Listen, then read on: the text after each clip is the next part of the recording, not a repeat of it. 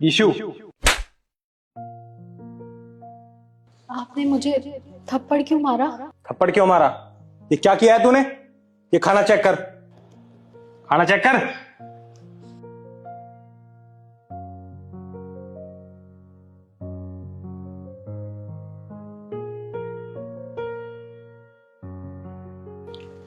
थोड़ा सा नमक ज्यादा हो गया है। थोड़ा सा नमक ज्यादा हो गया? तेरे को पता है ना मम्मी को बीपी की प्रॉब्लम है, फिर भी तूने नमक ज्यादा कर दिया। रहने दे बेटा, इसे समझाने का ना कोई फायदा नहीं है। अरे ये काम तो इसका रोज का हो गया है। इसे कुछ भी काम दो, गलती तो करनी ही होती है। अरे क्या लगा रखा है तूने? एक तो तेरे माँ बाप ने दहेज में कुछ दिया नहीं है, ये दे दिया हमें सारी जिंदगी का बोझ। अरे ये सारी जिंदगी हमें ही ढोना पड़ेगा। क्या कहा मम्मी जी आपने कि मेरे माँ बाप ने आप लोगों को दहेज में कुछ भी नहीं दिया? अरे ये सारा फर्नीचर उन्होंने ही दिया है। कैश में आपको 5 लाख रुपए दिए थे, आप भूल गई हैं क्या?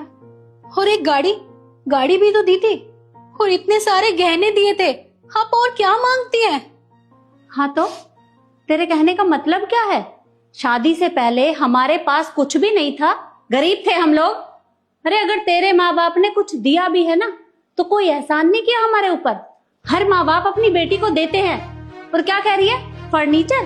फर्नीचर इसलिए दिया है ताकि तू इस्तेमाल कर सके। और गाड़ी इसलिए दी है ताकि आने जाने में तुझे कोई दिक्कत ना हो। और गहने इसलिए दिए हैं ताकि शादी ब्याह फंक्शन में तू पहन सके।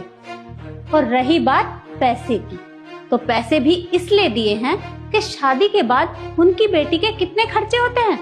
अरे खाना पीना, रहन सहन, कहाँ से आएगा ये सब? इन पैसों से आएगा ना। तो ये सब तेरा है, ना कि हमारा। मेरा तो खुद का पति भी नहीं है, वो भी आपके इशारों पे चलता है। और क्या कह रही थी आप कि ये फर्नीचर, ये सब कुछ मेरे लिए है? अरे मम्मी जी, मेरे पास तो इतना टाइम ही नहीं होता कि मैं इन पे बैठ के आराम कर सकूं। मैं सुबह 5 बजे उठती हूँ और 11 बजे रात को फ्री होती हूँ, तो मैं भला कैसे आराम करूंगी? और रही बात गाड़ी की, गाड़ी तो आपका बेटा सुबह ऑफिस ले जाता है और घर रात को देर रात से आता है। अगर मुझे कहीं जाना भी होता है ना तो आप मुझे कहती हैं ऑटो या रिक्शे से चले जाओ। तो बताइए वो गाड़ी मेरी सुविधा के लिए कैसे हुई? और रही बात गहनों की तो आप बात ही मत कीजिए। ये गहनों के नाम पे एक मंगलसूत्र है मेरे पास, क्योंकि बाकी सारे तो आपने मेरी शादी के बाद मुझसे ले लिए थे। और आप जानती है मम्मी जी, आपने आज तक मुझे एक साड़ी दिलाई है कि बेटा मैं तेरे लिए साड़ी लेकर आई हूँ? नहीं, जितने भी कपड़े मैं पहनती हूँ ना मेरे खुद के घर से आए हुए हैं, और उनमें से भी जो आपको अच्छे लगते हैं वो आप अपनी बेटी को दे देती हैं।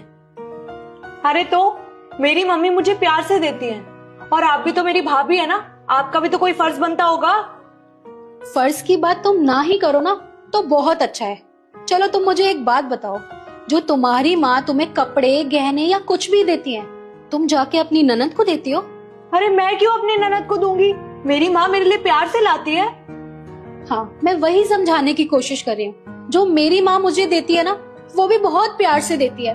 जो तुम्हारी माँ सब कुछ तुम्हें दे देती है और तुम भी मुंह उठा के ले जाती हो। बस करो ईशु, बहुत देर से तुम बोले जा रही हो। इतनी देर से तुम मेरी माँ और मेरी बहन के साथ बदतमीजी कर रही हो। अगर तुमने एक शब्द और निकाला तो मुझसे बुरा कोई नहीं होगा। तुमसे बुरा कोई है भी नहीं।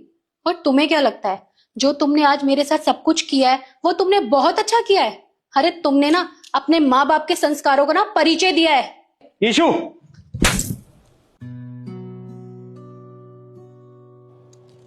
एक शब्द और नहीं।